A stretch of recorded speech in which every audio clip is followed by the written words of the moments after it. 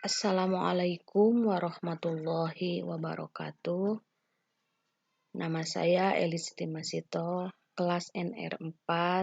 Saya akan merekam layar, yaitu tugas UAS untuk penanganan anak ABK, media pembelajaran untuk penanganan anak berkebutuhan khusus. Atau di sini saya akan membawakan anak tunagrahita dengan dosen pengampu yaitu Ari Widyastuti MPD.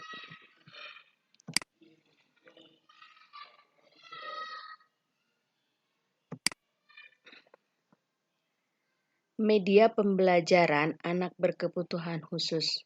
Pengertian media pembelajaran, mengapa perlu media dalam pembelajaran, terus mengapa media penting bagi anak ABK, kegunaan media, kontribusi media pembelajaran menurut Kem and Dayton tahun 1985. Pengertian media. Media adalah segala sesuatu yang dapat menyalurkan pesan dan menstimulasi proses belajar. ACT yaitu Association for Educational Communication and Technology, yaitu membedakan 6 jenis sumber belajar yang dapat digunakan dalam proses belajar. Di antaranya 1. Berupa pesan, di dalamnya mencakup kurikulum dan mata pelajaran. Yang kedua, orang, di dalamnya mencakup guru, orang tua, tenaga ahli, dan sebagainya. Yang ketiga, bahan, merupakan suatu format yang digunakan untuk menyimpan pesan pembelajaran, misalnya buku paket, buku teks, modul, program, video, film, OHP. Program slide, alat peraga, dan lain-lain. Yang keempat yaitu alat atau media. Yang dimaksud di sini adalah sarana. Yang kelima yaitu teknik. Yang dimaksud adalah cara atau prosedur yang digunakan orang dalam memberikan pembelajaran guna mencapai tujuan pembelajaran. Misalnya metode. Kedua, latar atau setting atau lingkungan termasuk di dalamnya adalah pengaturan ruang, pencahayaan, dan sebagainya. Pembelajaran. Supaya suatu upaya yang dilakukan dengan sengaja, berencana, dan sistematis untuk mempengaruhi dan mengubah tingkah laku individu yang belajar agar memiliki perilaku tertentu. Dalam proses pembelajaran, penggunaan media pembelajaran agar materi pelajaran yang disampaikan guru dapat lebih mudah diterima dan dipahami oleh siswa, sehingga pembelajaran dapat berlangsung secara tepat guna. Komunikasi dan interaksi antara guru dan murid dapat berlangsung secara efektif dan efisien, menurut Hamalik tahun 1980. Adapun manfaat media pembelajaran yaitu pada dasarnya untuk menunjang proses pembelajaran yang mampu mempertinggi pemahaman dan hasil belajar yang dicapai. Yang kedua yaitu materi lebih jelas, tidak bersifat verbalistik. Yang ketiga dapat membantu objek yang susah. Yang keempat memberikan motivasi, gairah siswa termotivasi untuk belajar. Yang kelima memberikan pengalaman belajar yang lebih bermotivasi atau bermakna. Klasifikasi media pembelajaran atau penggolongan media pembelajaran yaitu media audio menghasilkan bunyi suara, misalnya seperti kaset, tape recorder, radio. Yang kedua yaitu media visual, dapat memberikan rupa dan bentuk. Media visual terbagi menjadi 2, yaitu 1 media visual 2 dimensi, yang kedua media sosial 3 dimensi. Yang ketiga media audio visual. Seperti alat-alat media dapat menghasilkan rupa dan suara dalam satu unit, seperti TV, film, suara, video.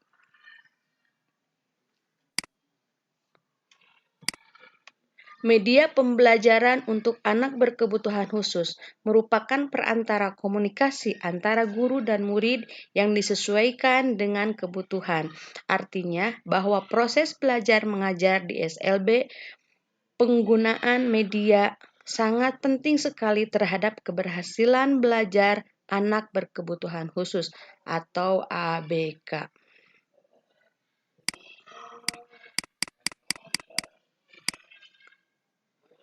Pengelompokan media oleh Lessing, Pollock, and Ray Gelutz dalam Arshad tahun 2006, media berbasis manusia, diantaranya guru, instruktur, tutor, main peran, kegiatan kelompok, atau file draft. Yang kedua yaitu media berbasis cetak, seperti apa? Buku, penuntun, buku latihan, sportbook, alat bantu kerja, dan lembaran lepas. Yang ketiga, media berbasis visual seperti buku, alat bantu kerja, bagan, grafik, peta, gambar, transparansi, slide.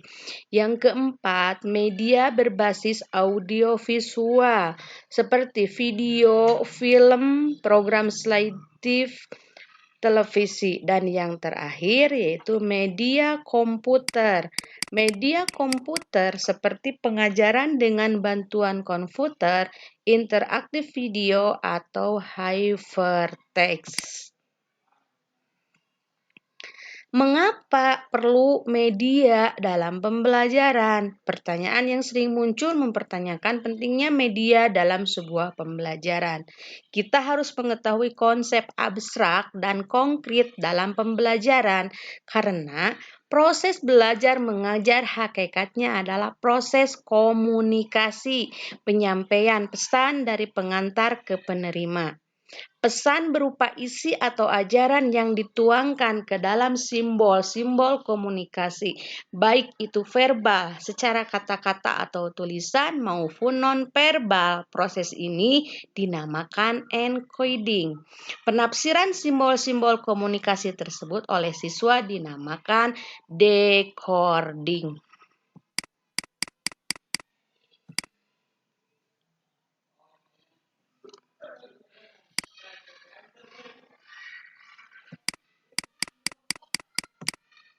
Kegunaan media yaitu satu, untuk memperjelas pesan agar tidak terlalu verbalistis.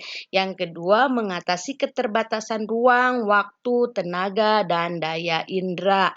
Yang ketiga, menimbulkan gairah belajar, interaksi lebih langsung antara murid dengan sumber belajar. Yang keempat, memungkinkan anak belajar mandiri sesuai dengan bakat dan kemampuan visual, auditori, atau kinestetiknya. Yang terakhir yaitu memberikan rangsangan yang sama, mempersamakan pengalaman, dan menimbulkan persepsi yang sama.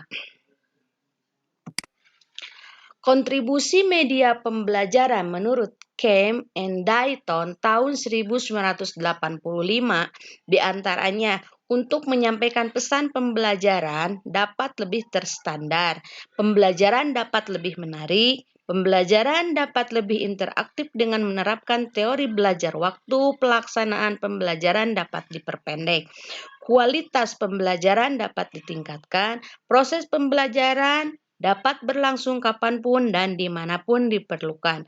Sikap positif siswa terhadap materi pembelajaran serta proses pembelajaran dapat ditingkatkan. Peran guru perubahan ke arah yang positif.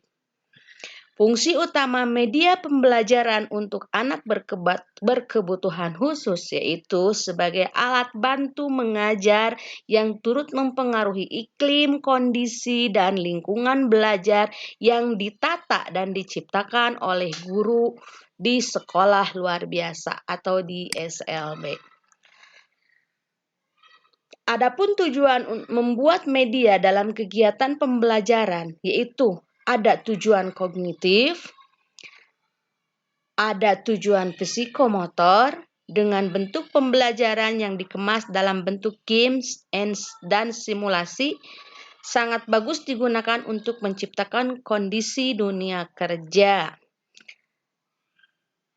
Contohnya seperti simulasi pendataan pesawat, simulasi perang dalam medan yang paling berat, dan sebagainya. Yang ketiga yaitu tujuan afektif.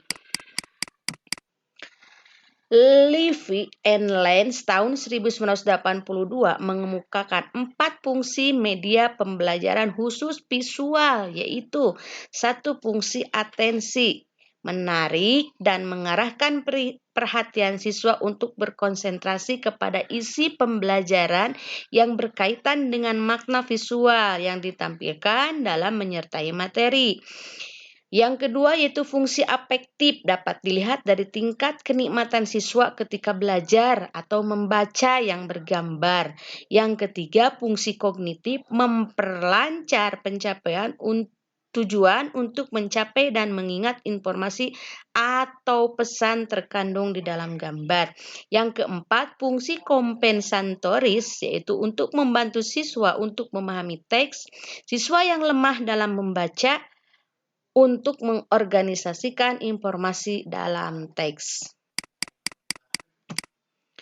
Media instruksional menurut Anderson tahun 1976 yaitu kelompok media seperti audio, cetak buku, audio cetak, visual diam dengan audio, visual gerak dengan audio, benda-benda nyata, media berbasis komputer. Media instruksinya kalau media berbasis komputer seperti CII yaitu Computer Assisted Instructional dan CMI Computer Managed Instructional.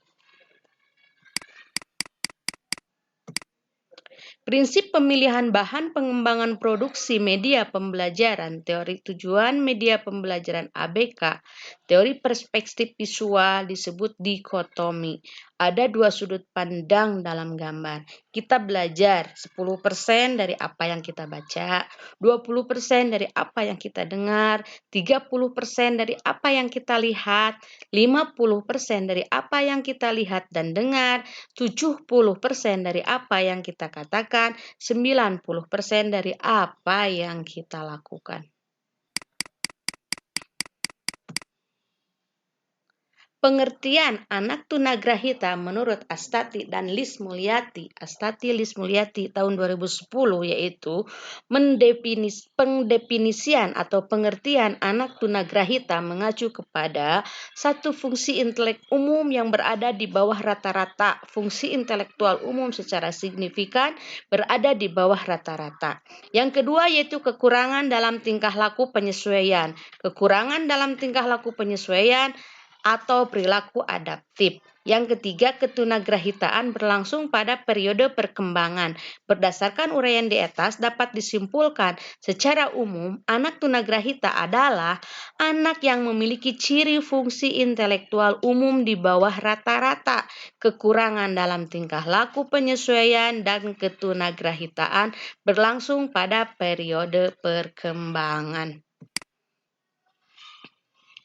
Sedangkan salah satu definisi yang saat ini diterima secara luas dan dijadikan rujukan utama adalah definisi dari American on Mental Deficiency atau AAMD yang dikutip Grossman, Crick, and Gallagher tahun 1986 adalah sebagai berikut.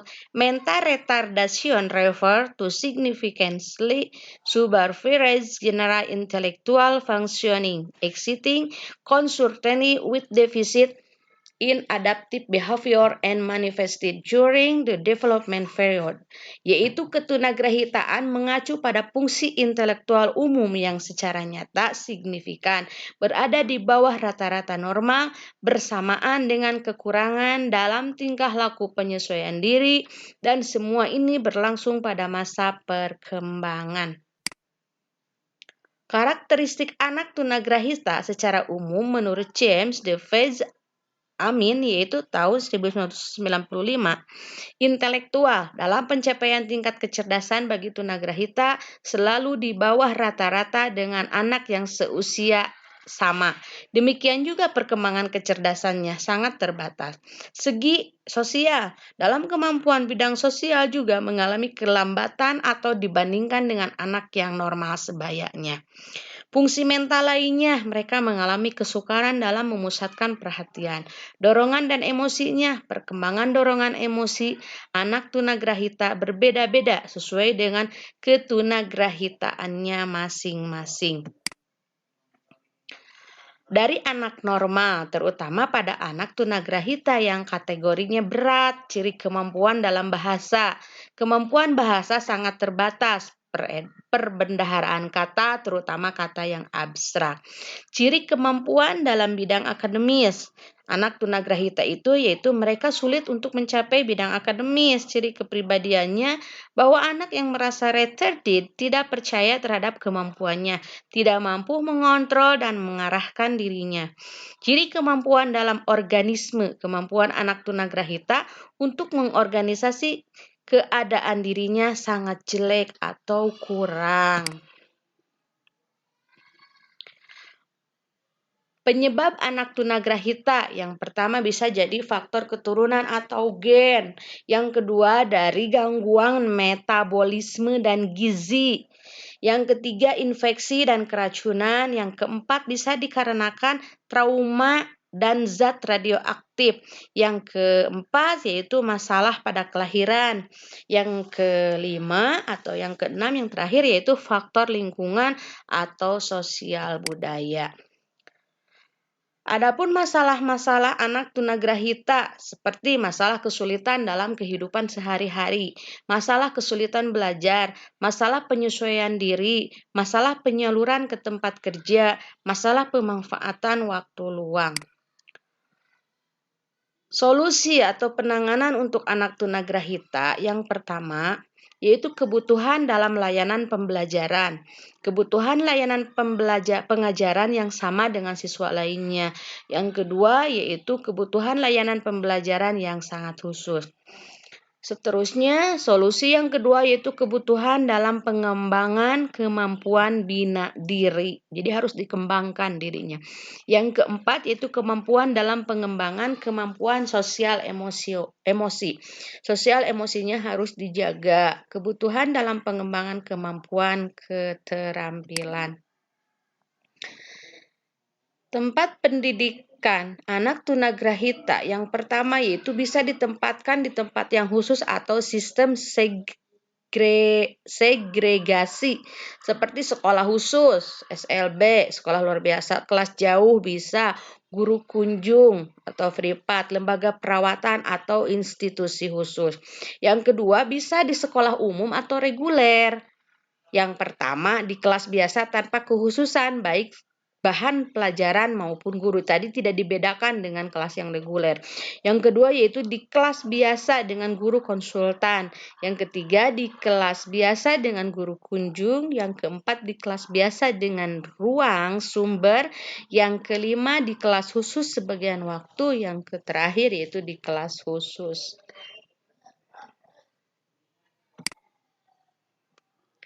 Mungkin untuk pemaparan penanganan anak tunagrahita dicukupkan sekian. Mohon maaf bila ada kesalahan. Saya tutup. Wabillahi taufiq wal hidayah.